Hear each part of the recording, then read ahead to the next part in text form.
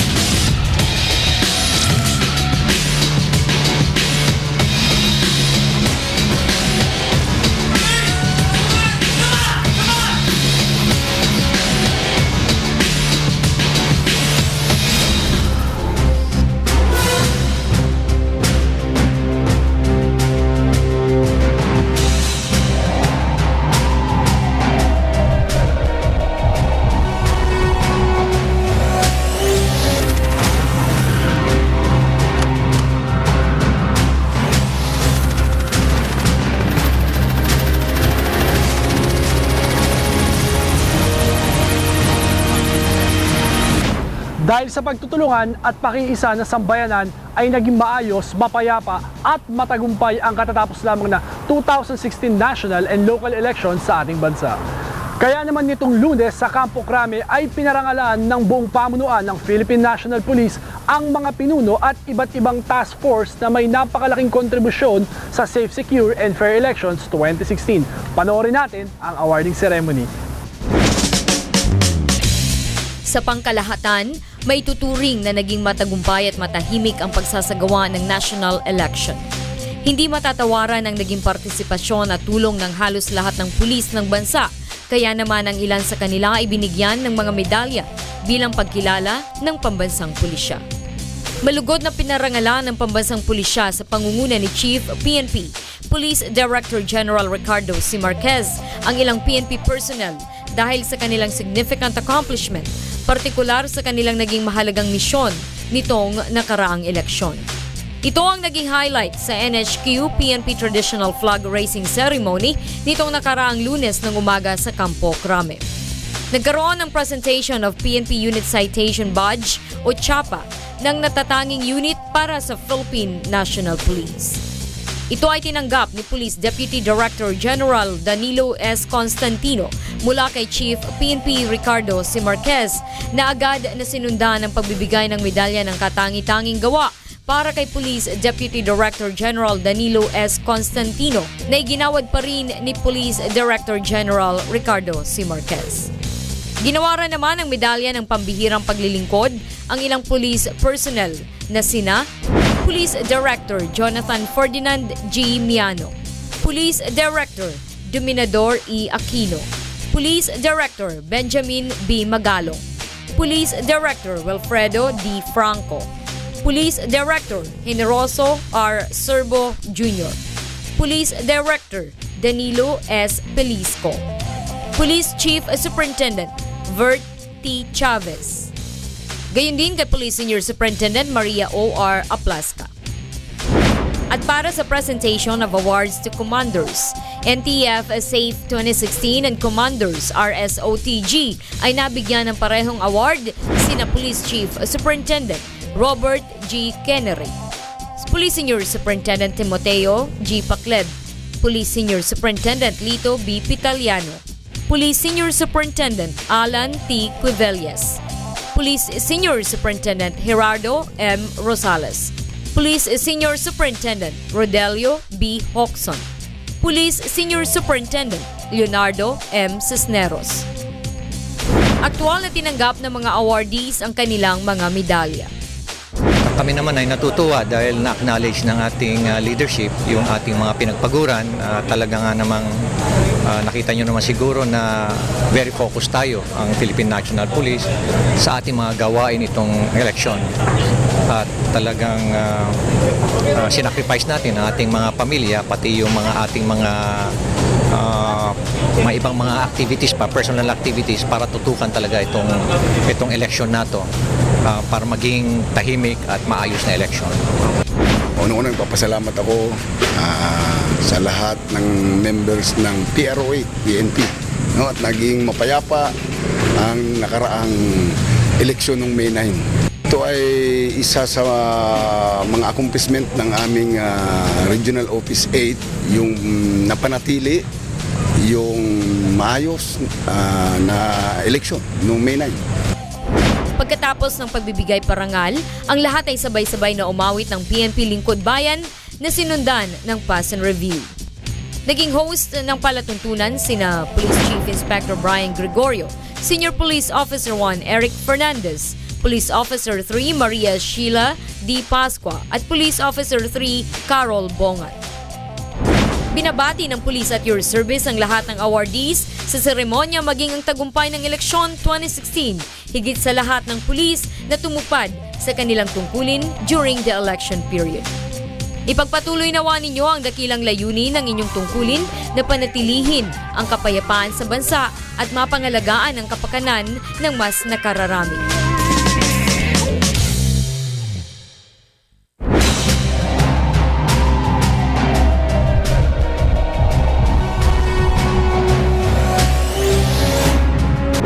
Isang matagumpay na operasyon na kabilang sa Oplan Lambat Sibat ng Philippine National Police ang pagkakadiskubre sa isang drug laboratory sa Ayala Alabang, Muntinlupa City noong May 4, 2016. Ito ay nagresulta sa pagkakahuli ng 3 foreign nationals at kilo-kilong shabu matapos ang isinagawang buy-bust operations ng Regional Anti-Illegal Drugs Special Operations Task Group ng National Capital Region Police Office. Ang matagumpay na operasyon ng ating mga operatiba tunghayan natin.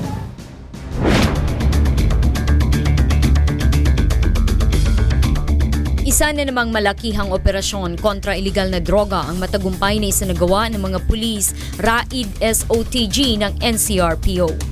Tinatayang halos 300 milyong piso ang halaga ng shabu ang nakumpiska ng National Capital Region Police Office, partikular na ng Regional Anti-Illegal Drugs Special Operations Task Group o RAID SOTG. 3 Taiwanese nationals ang nadakip sa nasabing entrapment o buy-bust operation sa Tamarind Street, Ayala Alabang Village, Barangay Ayala Alabang sa Muntinlupa City. Magandang gabi po sa inyo lahat at unang-una po nagpapasalamat po kami lahat po ng bumubuo ng Regional Anti-Illegal Drugs ng NCRPO sa tulong po na ibinigay at impormasyon po ng mga mamamayan at residente po ng Ayala Alabang. Ito po pagkakabuwag ng isang drug laboratory dito po sa pusod mismo ng Ayala Alabang, kung saan po nakakumpiska po tayo ng humigit kumulang na 275 million na halaga ng illegal na droga at iba po pong drug paraphernalias, precursors na gamit po sa paggawa, pagmanufacture ng illegal na droga. Kaya po ito isang matagumpay po na laban, hindi lang po ng RAID SOTG, kung hindi po ng buong kapulisan po ng PNP po. Kasama sa RAID SOTG NCRPO team, sina Police Inspector Aristides Marinda, Police Officer 3, Jeronimo Lazo Jr., Police Officer 3, Rolando Aliguer Jr., Police Officer 3, Ranilo Mendoza, at si Police Officer 3, Junjun Mataverde, sa pamumuno ng kanilang hepe na si Police Chief Inspector Roberto A. Razon. Ito po nagmula po ito sa pagkakahuli po natin ng mga previous po ng mga drug cases po, lalo po involving ng mga Chinese at mga Muslim brothers po. Ito po sa pakikipagtulungan din po mismo po ng mga nahuli po sa galing po ng ating mga investigador sa pagkuha po ng mga detalye, custodial investigation, at napapalo po ito sa tinatawag nating Case Operational Plan Metro Cold Eyes. Ito po masinsinan po ang pagtumpo natin para po mabuwag po ang dumalaganap na illegal na droga.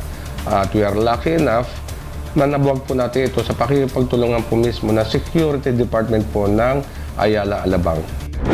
Ang tatlong nadakip na Taiwanese nationals ay sina Peng Jun alias Peng Ping, 19 years old, single, jobless.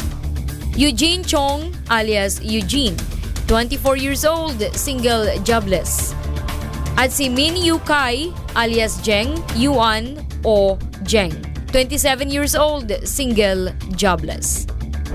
Na-recover naman mula sa nasabing suspects ang mga sumusunod.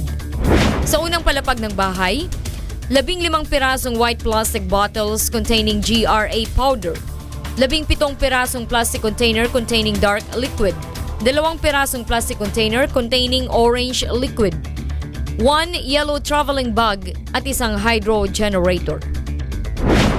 Sa ikalawang palapag naman ng bahay, nasamsam ang 2 white dryer Fisher & Paykel brand, ang isang chiller Fujidenzo brand.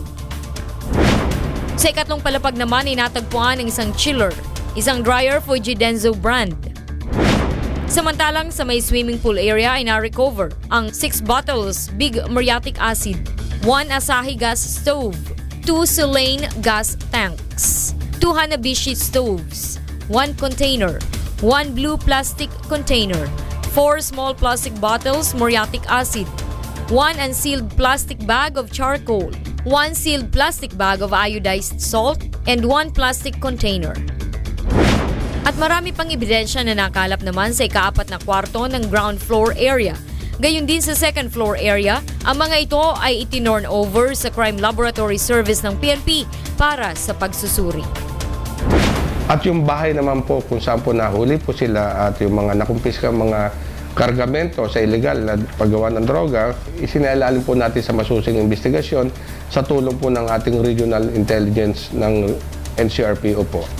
All in all, 55 kilos, and then yung the others na pwedeng mabuo na po anytime ay umigit kumulang po sa tansya po na may 50 kilos pa po. But the point is, hindi po yung amount of illegal drugs na nakumpiska po natin. It is the totality po kung ilan po ang pwede nilang mamanufacture po kung sila po hindi nahuli.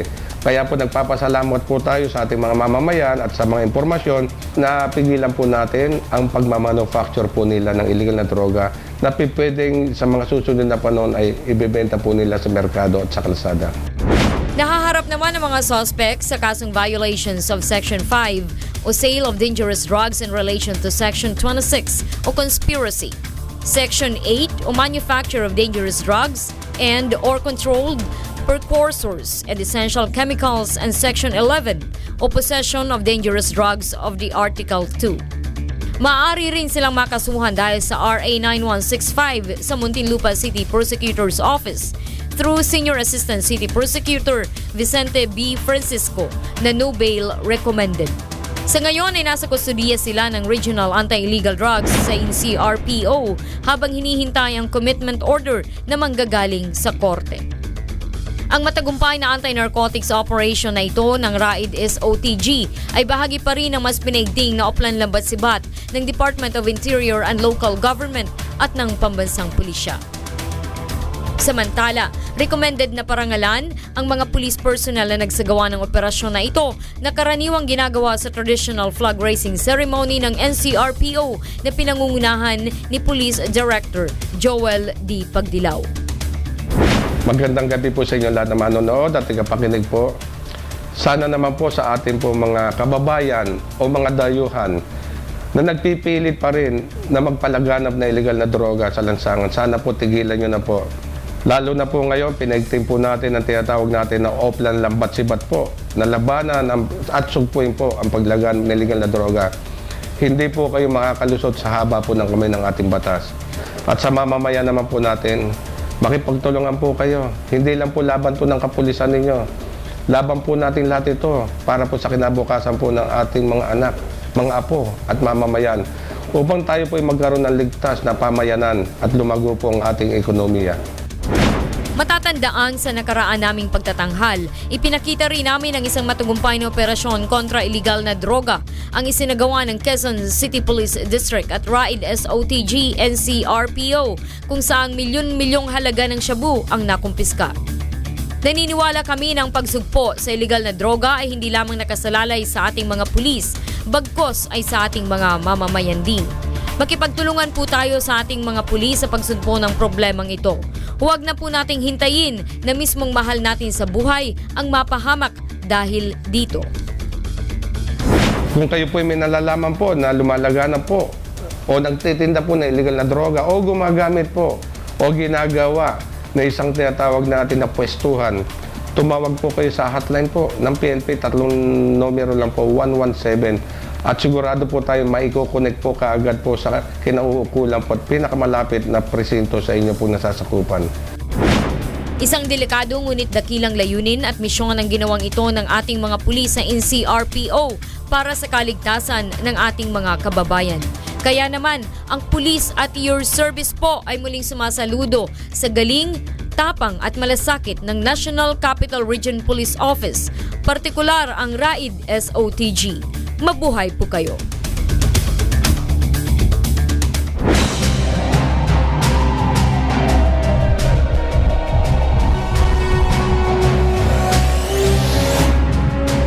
Palaging pinaalalahanan ng Philippine National Police na maging alerto at mapagmatyagang publiko sa kanilang paligid. Minsan ay may nakikita at napapansin tayong mga kahina-hinalang bagay o bag sa matataong lugar. Ano nga ba ang ating dapat gawin at sino ang ating dapat lapitan? Panoorin natin ang segment na ito kung paano rumisponde ang kapulisan, partikular ang mga eksperto sa explosive ordnance disposal.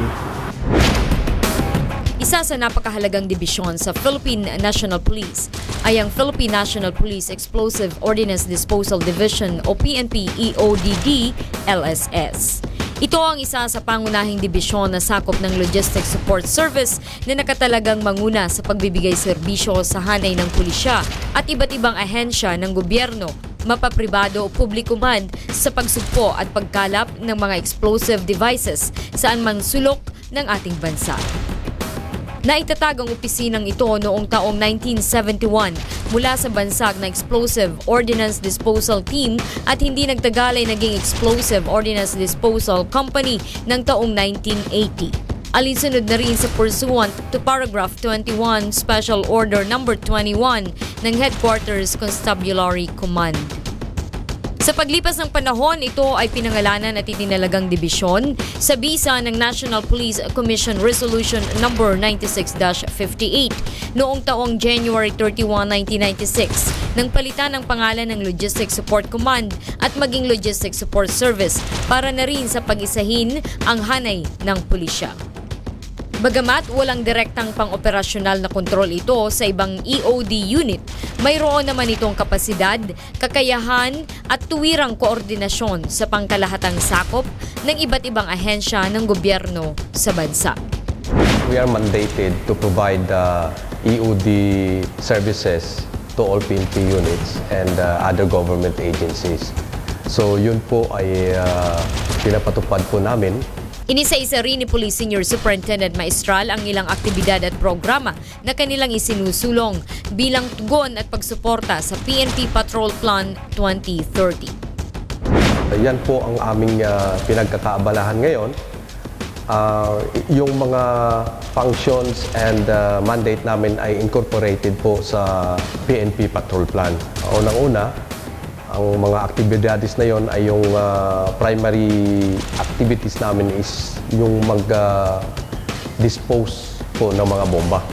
At ikalawa, kami po ay nagre-responde din po sa mga bomb threats as requested by our PNP units. Katatlo, kami po ay nagko-conduct ng paneling, tini-check at nililinis po namin ng area kung mayroon pong mga bomba na naitanim po ang mga kalaban. Kami po ay nagka-conduct ng inspection and surveillance ng mga lumang mga bomba. No? Ito po yung tinatawag natin ng mga unexploded ordnance. And yung mga expired ammunitions, dilapidated, kailangan na pong i-dispose kasi po ito ay magiging threat po sa ating mga personnel at sa ating mga facilities. Kasi ang mga karakteristik po ito ng mga bomba, kung luma na, ay hindi mo po maasahan. Patuloy din ang kanilang opisina at mga miyembrong pulis sa pagbibigay ng serbisyo sa mamamayan. Sila ay nagbigay ng iba't ibang information drive, bomb awareness lectures at seminars sa mga pribado at public sectors, sa mga eskwelahan, terminals at business establishment. Layunin nitong mabigyan ng sapat at karagdagang kaalaman ng publiko patungkol sa usapin ng iba't ibang explosive devices, uuri ng bomba at kung ano ang nararapat nilang gawin kung sakaling makakita ng bomba sa kani-kanilang lugar. Kasama naman sa kanilang sinusuportahan ay ang programa ng Pambansang Pulisya na Lambat Sibat.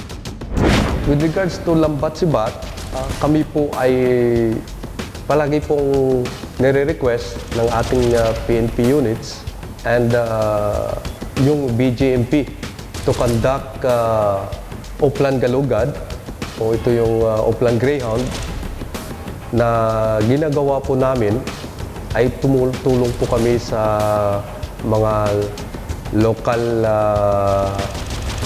jails natin sa pag-check ng lahat ng mga selda ng mga preso. At marami po tayong nakukuhang mga items bawal po sa loob. Ibinahagi rin ni Police Senior Superintendent Hector Maestral ang ilang safety tips na maaaring gawing hakbang ng publiko kung sakaling mayroon silang nakitang kahina-hinalang bagay o bagahe. Advice ko lang po sa ating mga publiko na kung may makita po silang abandoned na mga gamit, mga bag, at kung may nakita po sila, lalo na po kung may mga wires at kung may mga tunog ng parang isang relo na nagkiklik, ay maaari po nilang ipagpaalam sa mga nalalapit na mga otoridad. At unang-una po ay huwag po nilang galawin yung ano na yun. Huwag po nilang i-attempt or subukang buksan yung mga karton o yung bag. Pabayaan na po nila. Huwag pong galawin. Usually today's ang bomba, ang mga remnant subuwa ng mga bomba ay makikita natin sa ilalim ng lupa. Usually sa mga establishmento na naghuhukay at kung makakita sila ng bomba ay itawag kaagad sa otoridad yung mga EOD personnel na may kaalaman o eksperto sa mga bomba. Yun lang po ang dapat gumalaw sa bomba. Huwag po nilang hawakan, huwag po nilang tangkaing buhatin o ibagsak o ano kasi delikado sa sabog yan. Mariin ang pagpapaalala ng Pambansang Pulisya sa publiko na huwag tangkaing galawin ang anumang uri ng bomba para sa kaligtasan ng nakararami. Yan yung bomba, gano'ng kalakihan, dapat ganito ang distansya natin. Dahil close itong area, para mabawas-bawasan yung sira, i-open natin. At kung may bomba dyan, dapat talaga magtago ka. Huwag po nilang balaking dalhin dito sa opisina o sa loob ng grabe yung bomba. Papahayaan na po nila at yung EOD personnel na po ang pupunta doon at kukuha. Nanawagan na rin si Police Senior Superintendent Maestral sa publiko na patuloy lamang na makipag-ugnayan sa Pambansang Pulisya.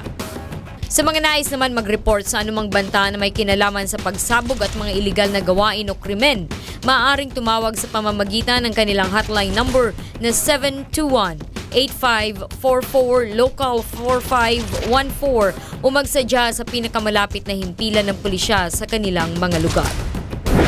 Sa ating sosyedad na ang terorismo po ay isang banta na hindi po natin mapipigilan sa ganitong panahon. At ang target po ay ang mga matataong lugar. So ang masasabi ko lang is magiging vigilant po tayo. No? Kung meron tayong mga unusual persons na nakikita o mga unusual items or packages, dapat po ay maging aware tayo. I-report po natin kaagad sa ating mga autoridad. Maging sa hanay ng pulisya ay nagpaabot ng mensahe at panghihikayat si Police Senior Superintendent Hector Maestral.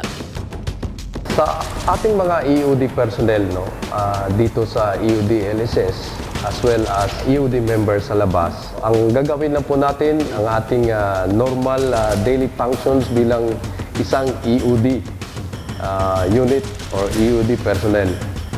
Dahil yun po ang binigay sa atin, yung training na binigay sa atin na dapat nating gampanan.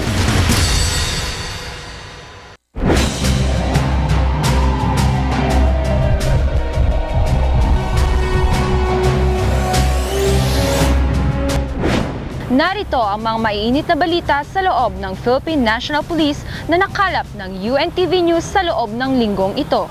Tutukan niyo po. Tatlong opisyal ng pambansang pulisya ang personal na ipinatawag at kinausap kagabi ni Presumptive President Rodrigo Duterte. Kinabibilangan ang mga ito ni na PMA Sandiwa Class of 1985 na si Police Chief Superintendent Ramon Apolinario na kasalukuyang direktor ng Region 4B o Mimaropa. PMAC Nagtala Class of 1986 na si Police Chief Superintendent Ronald De La Rosa na Executive Officer ng Directorate for Human Resource and Doctrine Development sa Camp Crame. At PMA Hinirang Class of 1987 na si Police Senior Superintendent Rene Aspera, Deputy Director ng Police Security and Protection Group. I should be the best and the brightest in this organization. Somebody who would command the respect because of what he is and who he is. Sinabi pa ni Chief PNP na hindi rin masyadong pinagbabatayan ang seniority sa pagpili dahil mas tinitingnan ang kapasidad na mamuno. Several times in the past, hindi naman nasusunod yung seniority. Panahon ni Jer Lacson, ilang classes yun so panahon ni Sarmiento. So, kung minsan yung seniority sidelined by what? Merit and fitness. Aniya, hindi naman ito nagre-resulta ng demoralisasyon sa hanay ng matataas na opisyal. Generals of this organization accept the fact that it will happen. And it will continue to happen. So it remains the prerogative of the President.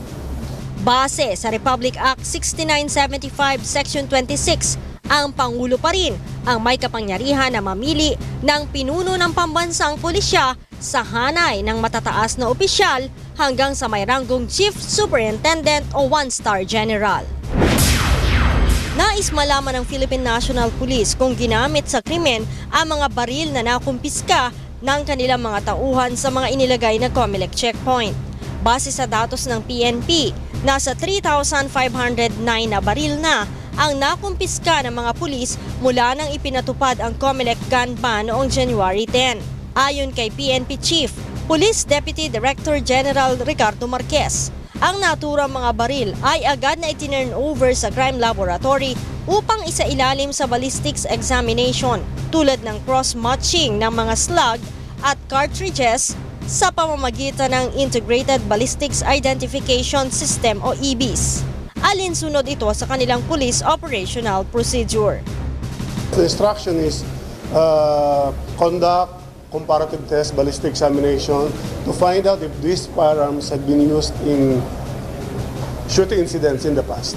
Sinabi naman ni Crime Laboratory Director Police Chief Superintendent Emmanuel Aranas na bahagi ng procedure ang pagpapaputok sa mga baril na isinumite sa kanila upang maisalang ito sa cross-matching. We fire it dito sa amin, then kukunin yung mga samples na lumabas doon, and then ipapasok yun sa database. So kung sakali may mag-hit doon, tawag namin doon, hit is yung match, then that's it. Then ibig sabihin, kung meron man nag-hit, nag-match siya sa isang crime incident prior to the confiscation of the firearms. Paliwanag ni Aranas, dumadaan sa masusing proseso ang ginagawa nilang ballistic exam, kaya't hindi ito madaling matapos. Dagdag pa nito, malaking tulong ang cross-matching sa mga shooting incident na hindi pa nare-resulta ng PNP. Ngayon pa lamang ay nagpapaabot na ng pasasalamat ang 3 opisyal ng PNP na pinangalanan ni Presumptive President Rodrigo Duterte na pinamimilian bilang susunod na pinuno ng pambansang pulisya. Sa text message sa UNTV ng pinaka-senior sa 3 na si PMA Sandigan Class of 1985 na si Police Chief Superintendent Ramon Apolinario, sinabi nitong ang Pangulo ang nagtatalaga ng pinuno ng PNP kaya't maiging hintayin ang desisyon nito. Sa 2 taong paglilingkod nito sa Davao mula July 2008 hanggang January 9, 2010, nakumpiska nila ang 16 na kilo ng high-grade cocaine na nagkakahalaga ng 120 million pesos sa isang container van sa Davao Pier. Noong panahon din niya nakatanggap ng award bilang Best City Police Office ang Davao sa magkasunod na taon. Ayon naman kay PMAC Nagtala Class of 1986, Police Chief Superintendent Ronald De La Rosa, handa naman siya para sa posisyon, subalit hindi niya sigurado kung handa para sa kanya ang mga kriminal. Sa pamumuno ni De La Rosa, noong 2011 hanggang 2013 sa Davao, na-rescue ang kidnap for ransom victim na si Sally Chua at na-neutralize ang Baybay Gang Kidnap for Ransom Group. Napatay ang Malaysian international terrorist at Jima'a Islamiyah suicide bomber na si Fikri. Nabuwag ang Bakhtin Carnapping Group at nabawasan ng 60% ang problema sa droga ng Davao sa pamamagitan ng inilunsad nitong programang Oplan Tukhang.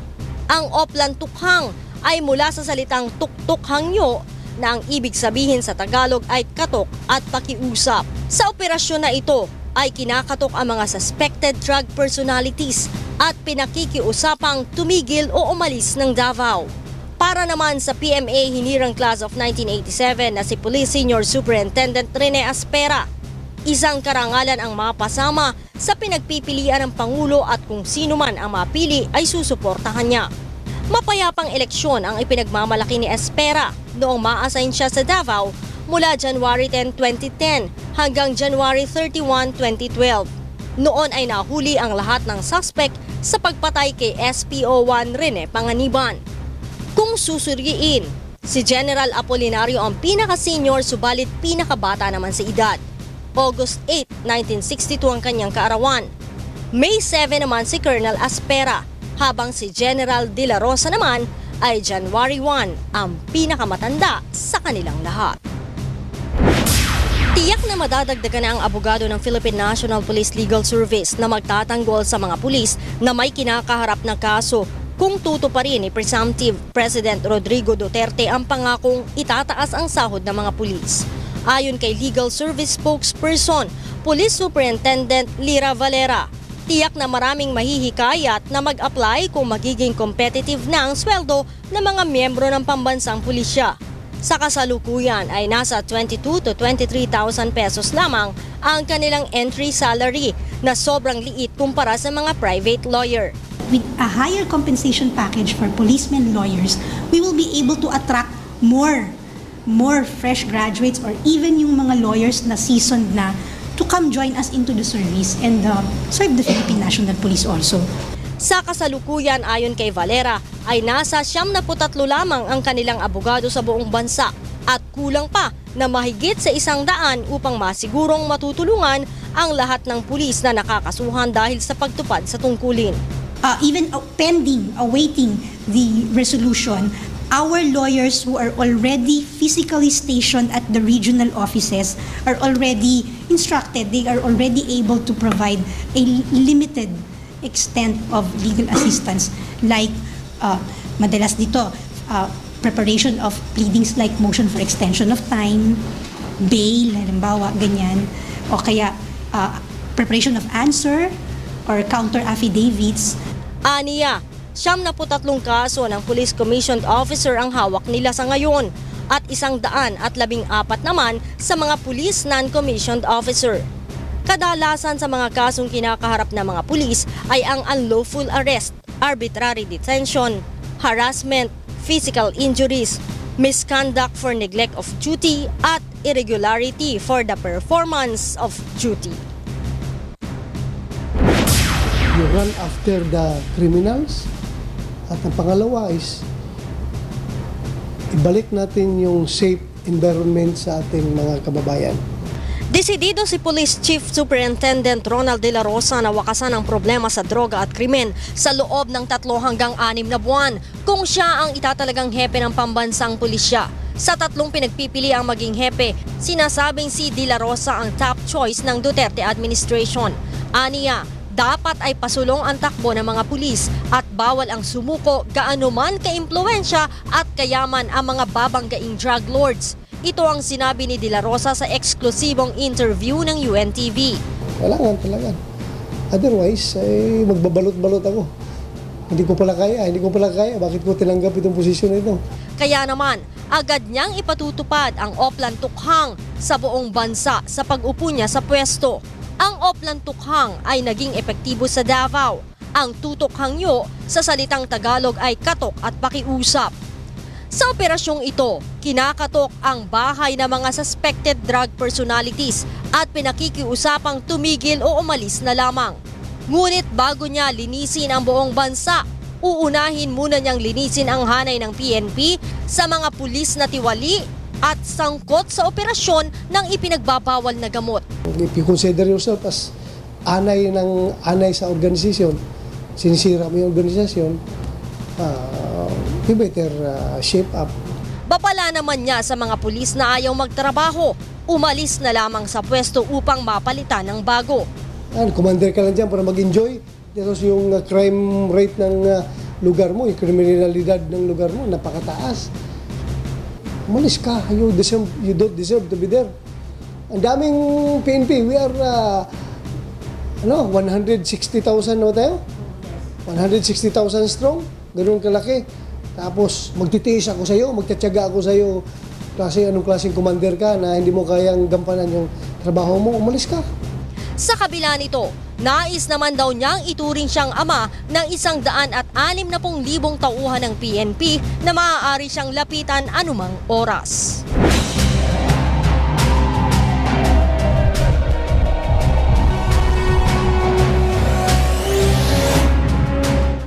Patuloy po nating suportahan ang Philippine National Police, ang programang Oplan Lambat Sibat at PNP Patrol Plan 2030, Peace and Order Agenda for Transformation and Upholding the Rule of Law. Makipagtulungan din po tayo sa kapulisan sa aming pang-araw-araw na misyon sa pagpapanatili ng kaayusan at katahimikan sa ating mga lugar. Huwag din po kayong mag-atubiling dumulog o mag-report sa amin ng inyong mga reklamo at sumbong. Mabilis po namin itong aaksyonan. Samantala, kung mayroon naman kayong kakilalang pulis na may natatanging kwento na naging inspirasyon ninyo, ibahagi sa amin upang mabagyan natin sila ng pagkilala at pasasalamat.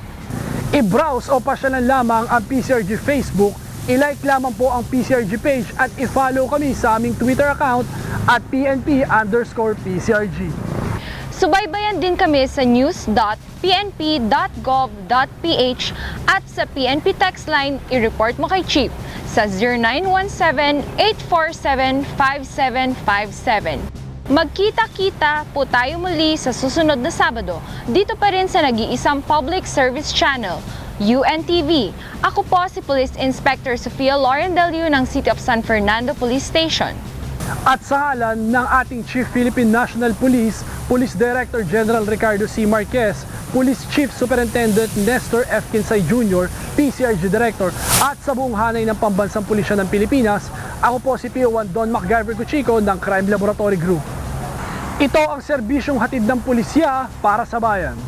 Para sa mamamayan, Police at your service.